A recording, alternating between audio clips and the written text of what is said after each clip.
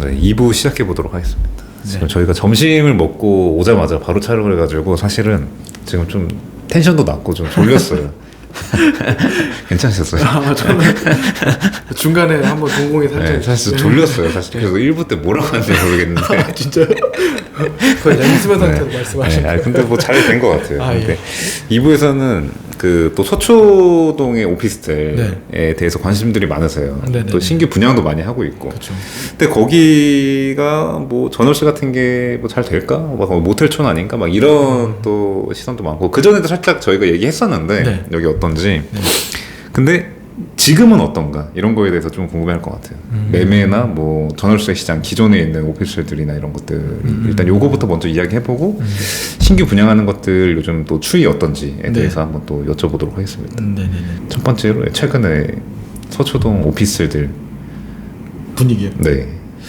이게 서초동에 오피스텔이라고 하면 그러니까 원룸 위주였어요. 거의. 근데 이제 이 친구들은 지금 분양하는 이제 사업지랑 비교하기가 좀 비교하기가 좀 어려운 측면이 있고요. 굳이 비교하자면 지금은 서초 센트럴 아이파크 거의 그 얘기를 많이 하죠. 서초 센트럴 아이파크가 이제 비교 대상인데 서초 센트럴 아이파크는 일단 월세 같은 경우는 계속 오르고 있고 잘 나가요. 임대가 특히 주거용이 잘 나가는 편이고 주거용이 왜 잘 나가냐 생각해보니까 일단 자주식 주차하고 아파트랑 같이 커뮤니티를 이용할 수 있고 이런 좀 단지 같은 느낌이 드는 오피스텔이니까 주거용 많이 찾더라고요. 그러니까 전세가 또 잘 나가잖아요. 전세가 주거 느낌이 나니까. 전세가 잘 나가고 전월세 같은 경우는 지금 서초 센트럴 아이파크는 굉장히 인기가 많다. 아직까지도 열기가 뜨겁다. 이렇게 말씀드릴 수 있을 것 같고 근데 매매 같은 경우는 서초 센트럴 아이파크 전월세 같은 경우는 계속 인기가 많다. 신축에 또 뭔가 이렇게 주상복합 건물이니까. 그렇죠. 그 오피스텔이 갖춰야 될 건 다 갖췄으니까.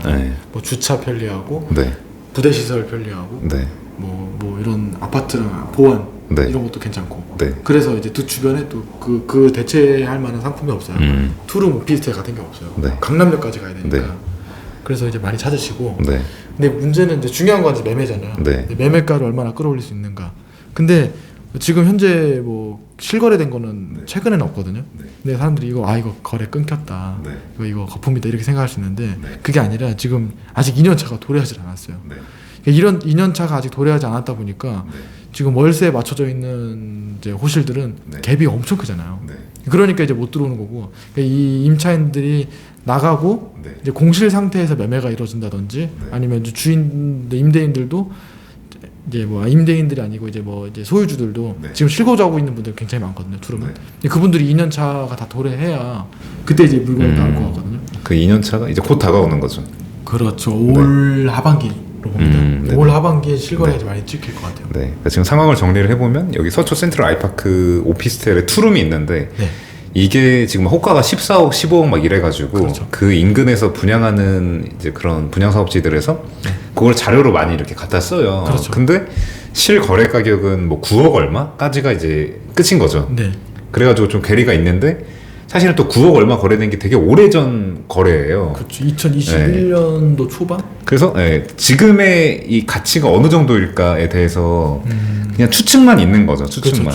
아직은 이제 뭐 14억, 15억으로 거래가 되지 않았으니까. 근데 이런 게 거래가 돼주면 그 인근 이제 오피스들의 좀 시세를 이렇게 가늠해 볼 수 있는, 좀 가치를 가늠해 볼 수 있는 좀 그런 역할을 해줄 텐데 그게 이제 곧 거래들이 좀 이제 될 분위기다. 올 하반기부터. 2년 차가 도래하니까. 저희가 이제 아는 분들은 서초 센트럴 아이파크가 지금의 가치가 얼마 정도, 투룸의 가치가 14억, 15억인 건 알고는 있는데 이제 아예 모르는 분들이 들어와서 실거래만 봤을 때는 끊겼네. 이거 의심할 수 있는 거죠. 근데 다른 지역의 서초구뿐만이 아니고 서울 어떤 지역이든 간에 2021년도 초반하고 지금 분위기는 그렇죠. 그래도 다르잖아요. 엄청 많이 올랐는데. 그렇죠. 그러니까 이제 올랐다고는 봐야 되는 게 맞는데. 그렇죠. 눈으로 봐야지. 그러니까 뭐 예를 들면은 14, 15억보다 더 넘을 수도 있는 거죠, 사실은. 왜냐면 21년이 좀 극단적으로 많이 오른 해였기 때문에. 극단적이었죠. 그렇게 볼 수 있는 거라서 그 인근에 예를 들면 오피스텔 분양을 받는 분들은 좀 그런 생각을 하는 거예요. 서초 센트럴 아이파크 지금 실거래는 없어도 내가 볼 때 뭐 한 이거 15억 된다. 그러니까 요 옆에 있는 거 요 가격에 사면은 뭐 몇 년 후에 입주니까 뭐 괜찮다 뭐 이런 식으로 이제 접근하는 거겠죠. 그러니까 내 거래 가격이 찍히진 않았어도 약간 그런 느낌인데. 서초 센트럴 아이파크도 2년 보유 기간을 아직 못 채웠으니까 세금 많이 내야 돼서 양도세 때문에도 2년 이상은 보유하죠, 적어도. 보통은. 그러니까 올 하반기에 거래가 많이 될 것으로 예상됩니다. 그러니까 이 서초동 지금 뭐 신규 분양하는 오피스텔에 주목을 하더라도 여기 서초 센트럴 아이파크의 투룸에 그 거래에 좀 주목을 해야 되는데 그게 올 하반기다. 이렇게 볼 수 있겠네요. 올 하반기에는 실제 실거래가 많이 이루어질 것 같아요. 뭐 매물 내놓으시는 분들도 좀 있고 분위기가. 알겠습니다. 그리고 지금 사실 여기 뭐 강남권 분양 시장에서의 포인트가, 그러니까 오피스텔 분양 사업지들 좀 포인트가 이 업무용 월세, 그러니까 업무용 수요 있잖아요. 업무용 수요. 뭐 진짜로 사무실로 쓴다든가 아니면은 뭐 약간 사업적으로 활용해서 뭐 이렇게 뭐 접객 용도로 쓴다거나 뭐 세컨하우스로 쓴다거나 이런 식으로 업무 용도로 쓰면은 이 임차인도 비용 처리가 되고 임대인은 또 주택수에 안 들어가고 이런 뭔가 니즈가 맞아가지고 이런 시장이 또 형성이 되면 서로 좀 좋은데 요게 되냐 이런 게 이제 좀 관건인 거죠.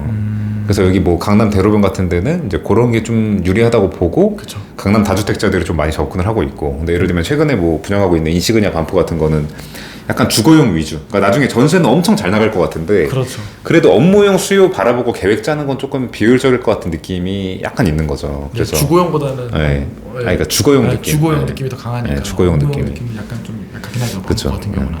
그래서 여기 서초동 같은 경우에는 여기 지금 분양하고 있는 것들 여기는 좀 어떤 느낌일까?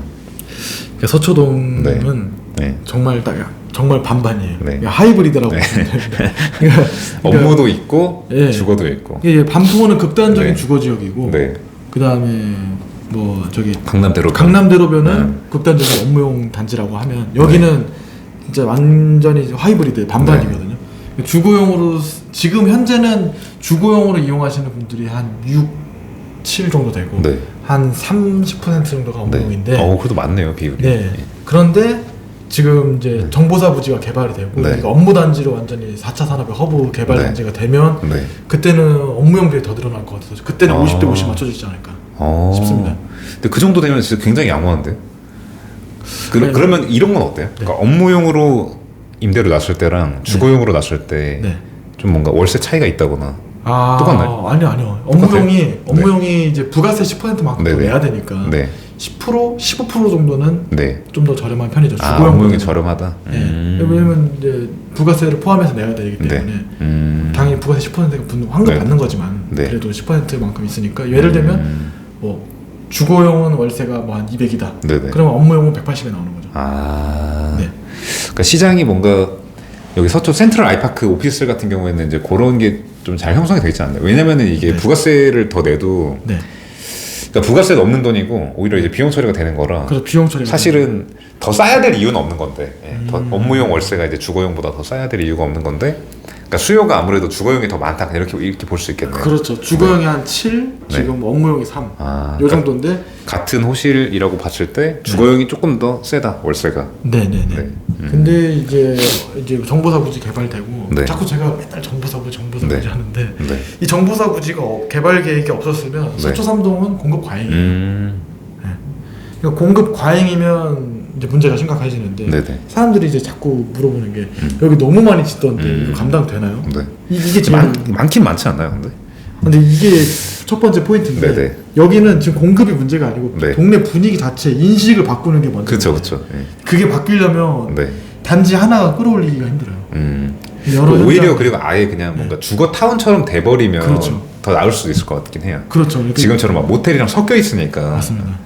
그런 말씀인 거죠. 그러니까 동네 자체가 변하는 게 일단 1번이고 그러면 그 많은 공급을 어떻게 감당할 거야? 라고 했을 때 이제 양재 R&D 부지, 이제 정보사 부지 개발돼야 이거를 이제 감당을 하니까 근데 그분들이 갈 데가 없어요. 방배동 설해마을 뭐 고급 빌라 단지로 갈래? 아니 그거는 비용 처리도 안 되잖아. 그럼 뭐 강남대로 저기 테헤란호까지 갈래? 그거는 또 아니잖아요. 갈 곳이 없는 거죠. 그러니까 이게 현 시점에서 보면은 주거용이 공급 과잉이라고 볼 수 있는데 그 뭐 나중에 그러니까 뭐 지금 분양하는 것들이 뭐 지어질 때쯤 근데 그때는 정보사 부지 이런 거는 아직 좀 못 얘기지 않나요? 정부사 부지가 아주 먼 얘기는 아니고. 아주 먼 얘기는 아니니까. 그러니까 어쨌든 근데 지금 분양하는 것들이 입주할 때 딱 뭔가 이게 수요가 딱 이렇게 되기는 뭔가 아다리가 좀 안 맞긴 하네요. 그죠? 어쨌든 이제 중장기적으로 볼 때 여기가 지금 되게 한정적이기 때문에 서초 3동 여기 그렇죠. 그 오피스를 지금 최근에 많이 짓고 있는 여기들이 그래서 그게 공급 과잉이 아니다. 그 뭐 주변에 이제 새롭게 업무 단지들이 들어올 게 많아가지고 여기 주변에 찾는 분들이 이거 뭐 주거용으로도 아주 괜찮은 투룸, 깔끔한 투룸 이런 걸 찾는데 없어요. 다 빌라밖에 없으니까 주차 불편하고.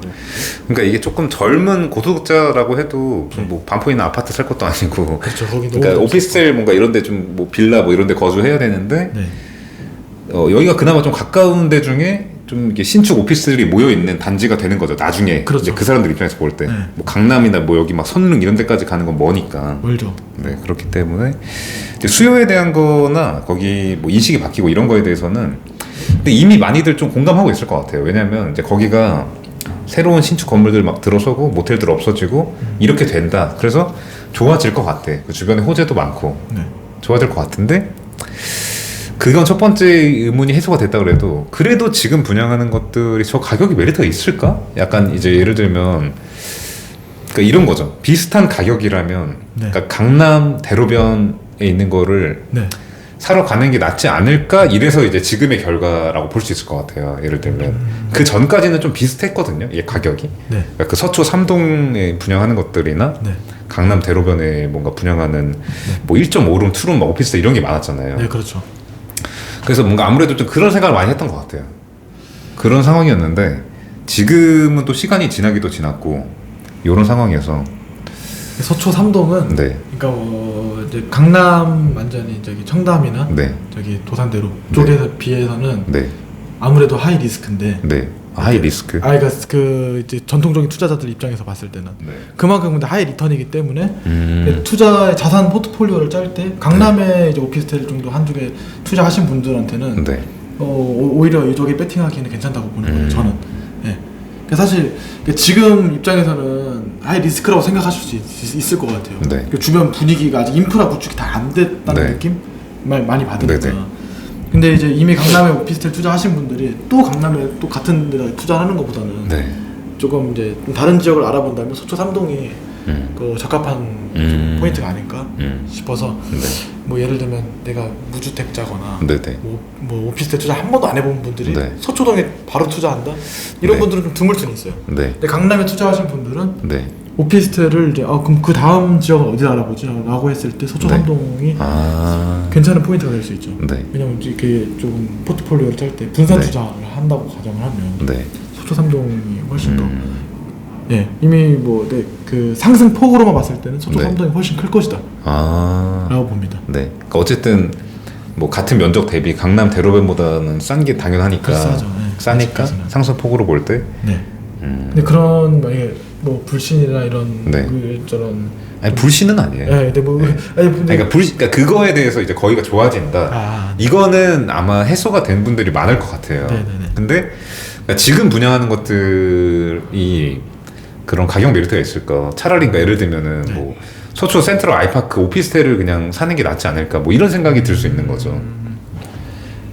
근데 그런 거에 대해서는 또 아예 지금 서초 센트럴 아이파크 입주 때부터 전월세 거래부터 매매 거래까지 해보신 그 이제 호재 대표님 입장에서 볼 때 어떤 그러니까 예를 들면 지금 이제 비슷한 금액대라고 볼 수 있거든요. 예를 들면 서초 센트럴 아이파크 투룸이 뭐 14, 15. 근데 새로 분양하는 것도 뭐 10억 초반이거나 아니면 뭐 비싼 거는 뭐 17억까지 있고 막 이런데 같은 돈으로 어디를 사는 게 수익률이 좋을까? 아이파크는 지금 갭을 예를 들면 갭 투자를 한다고 하면 금액이 목돈이 많이 들어가니까 지금 들어가기는 당장 목돈이 많이 들어가는데 거의 아파트 그런 차이는 있긴 있는데 근데 그 금액을 주고 서초 센트럴 아이파크를 들어가느냐 혹은 신규 분양을 받느냐 요 차이인데 근데 서초 센트럴 아이파크는 하이엔드는 아니에요.